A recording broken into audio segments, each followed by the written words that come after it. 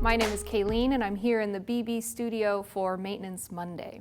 Today I want to share a tip about how to clean your CoreAlign tracks. Now a lot of you may have this sort of black mark or black marks developing over time.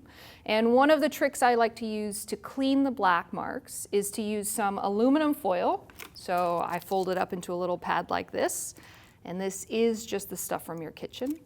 And some water, or in this case I'll use some BB Clean. I'm going to spray the tracks, get it wet, whoops. Scrub the rails, and then take a rag and wipe up the dirt. And you can repeat that a few times as necessary. So that's our tip for Maintenance Monday. I'll see you here next week.